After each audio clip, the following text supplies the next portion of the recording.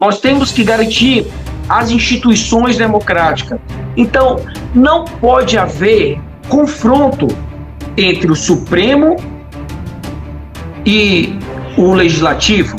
E como acontece muito, desde que eu entrei no Congresso, o que mais a gente reclama é que o Supremo fica toda hora invadindo nas competências do Legislativo. Quando, vamos lá, a gente pode tirar da questão do pacote anticrime, que foi adotado o juiz de garantia, e o Supremo falou, não pode, mas o Congresso votou, o presidente sancionou e o Supremo negou. Então, essa invasão de atribuições, isso fere a Constituição, isso fere. E quem tem que garantir isso? As Forças Armadas, resumindo, destinam-se à defesa da pátria, à garantia dos poderes constitucionais. Então, as Forças Armadas têm que garantir os poderes do Congresso. As Forças Armadas têm que garantir os poderes do Supremo. Mas que poderes são esses? Os poderes que a Constituição determina. Os poderes que a Constituição determina. Então, o Supremo não pode invadir os poderes do Executivo. Nós vimos uma clara invasão quando o presidente decide, aplicando a lei, nomear o diretor-geral da Polícia Federal, e o Supremo, numa canetada, impede o presidente de exercer o seu poder. Poderia se aplicar o artigo 142? Lógico, está aqui. Garantia dos poderes constitucionais. As Forças Armadas têm o papel de proteger as instituições democráticas. No artigo 2º, estou falando aqui porque está tendo muito conflito. Desde que eu entrei no Congresso, já vejo o conflito do Supremo com o Congresso, e agora, nos últimos tempos, nós estamos assistindo um confronto do Supremo com o Executivo, muito claramente. Vamos lá. Boa noite, senhores. Minha continência, eu chamar aqui a tropa para falar um assunto polêmico, mas que foi muito debatido essa semana, e eu tinha que colocar a minha posição, como militar, como deputado federal, como representante do povo, e o povo questiona: capitão, existe intervenção militar? O artigo 142 da Constituição Federal fala sobre intervenção militar. Isso é golpe? Não é golpe? Eu queria deixar a minha opinião sobre isso. Na verdade, eu quero ler a Constituição com vocês. Nós vamos conversar aqui e eu vou ler. E aí, eu quero que você tire as suas conclusões. Nós sabemos, falando um pouco, a gente já debateu muito sobre isso, como os militares interviram na nossa história, na história política do Brasil. Não só nas guerras, mas nas questões políticas. Até a própria República, ela foi proclamada com golpe, lá com o Marechal Deodoro da Fonseca. Então, a República, ela foi proclamada com golpe militar. E aí, em 1930, Getúlio Vargas dá outro golpe com a ajuda dos militares. E o próprio Getúlio Vargas dá outro golpe em 1937, colocando um Estado Novo. O Brasil entra em guerra, os militares que concordaram com o golpe foram lutar contra o nazismo, contra o fascismo, volta para cá, não. Nós estávamos lutando contra o fascismo, contra o nazismo, contra a ditadura. Nós não podemos aceitar a ditadura no nosso país. Então os militares pedem para Getúlio Vargas sair, e um militar é eleito. Depois, Getúlio Vargas volta, né, e se mata. Para assumir o poder, um militar, um general, ministro da guerra, teve que fazer uma intervenção naquele momento, para Juscelino Kubitschek assumir depois de eleito pelo povo. Então, verifique todos os pontos, como sempre na história do Brasil, os militares fizeram intervenções. muitas vezes para garantir a democracia, e outras nem tanto, que é outro momento a gente vai discutir ponto a ponto. Em 1964, aí a gente viu Juscelino Kubitschek foi eleito, né? Os militares garantiram que Juscelino Kubitschek tomasse posse, acabou o mandato de Juscelino Kubitschek, quem ganha é Jânio Quadros, que renuncia, querendo dar também um golpe, E o que acontece? O vice de Jânio se encontrava na China, de Mao Tse-tung, comunista, e Jânio achava que, o presidente Jânio Quadros achava que o Congresso não ia aceitar a sua renúncia. E o povo ia para as ruas gritar, fica Jânio, e ele queria, na verdade, aplicar uma ditadura. Ele queria governar sem um Congresso.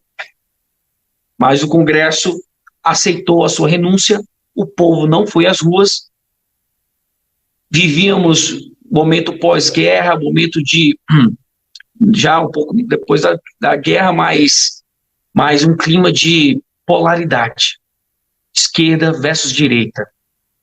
Não são os dias atuais, não. Era por volta de 1960. Estávamos polarizados. Era Guerra Fria. Os Estados Unidos, a democracia versus o comunismo, União Soviética. E Jânio Quadros estava na China, os comunistas queriam utilizar o Jânio Quadros para tornar o nosso país um país comunista, tinham essa preocupação, a população ficou um pouco apavorosa, tá? Existia toda uma conspiração, tanto da União Soviética como dos Estados Unidos, aqui no nosso país. E quem deu um golpe em 64, estava vendo mais uma vez a história, quem deu um golpe em 64 não foram os militares. A intervenção não foi dos militares, mas foi do Congresso. O Congresso deu um golpe, informou mentirosamente, né, que o Jango, João Goulart, estava viajando para fora do país sem avisar e declarou vago a cadeira do presidente. Ele não estava indo para sua terra natal, Rio Grande do Sul. E começou o Congresso, estava tendo algumas articulações com os militares, e o Congresso elegeu de maneira indireta o Marechal Castelo Branco. Marechal, por que Marechal? Porque ele lutou na Segunda Guerra lá, contra a Itália, contra o fascismo. O Marechal Castelo Branco estava lá. Então, se eu não me engano, foi nosso último marechal, que para ter o título de marechal tem que ter participado de guerra. Então, os militares acabaram sendo convocados, na verdade foram chamados para as articulações políticas, teve uma eleição direta, Castelo Branco foi eleito, e depois de eleito, os congressistas, né, Juscelino Kubitschek, Carlos Lacerda, achavam que os militares iam trabalhar de maneira cirúrgica. Era só para intervir naquele momento que o país estava muito dividido, né, que o país estava ao ponto de ter uma guerra civil e que os comunistas queriam, através dos sindicatos, queriam fazer uma revolução. Existiam guerrilhas já formadas, treinada em Cuba, já existia guerrilhas naquele momento. Então a intervenção militar seria para impedir qualquer tipo de manifestações com armas naquele momento. Só que nós já sabemos da história, não ficou apenas numa intervenção cirúrgica, essa intervenção durou 20 anos, aí sim, aí lá para 68, com os atos institucionais, aí virou realmente um golpe militar que durou até 1985. Mas, capitão, eu não vim aqui falar sobre a história, a gente veio falar aqui sobre a Constituição, a nossa Constituição. Existe intervenção federal, ou existe intervenção militar? Federal existe, sim, está aqui. Existe intervenção militar? Vamos ler. O que tanto fala esse artigo 142 da Constituição, que nas manifestações a população coloca cartazes, artigo 142, queremos o artigo 142. Vamos lá. Primeiro vamos nos situar. O artigo 142 da Constituição Federal, ela está no capítulo 5. O capítulo 5, ele fala da defesa do Estado e das instituições democráticas. Então, o capítulo 5 vai falar da defesa do Estado e das instituições democráticas. E aí ele vai falando no 136 sobre o estado de defesa, o estado de sítio. Aí ele entra no 142 das Forças Armadas. O 142, quando os constituintes que vinham de 20 anos de um governo militar, eles poderiam muito bem pensar, não queremos mais os militares intervindo em nada. Vamos deixar os militares totalmente amarrados.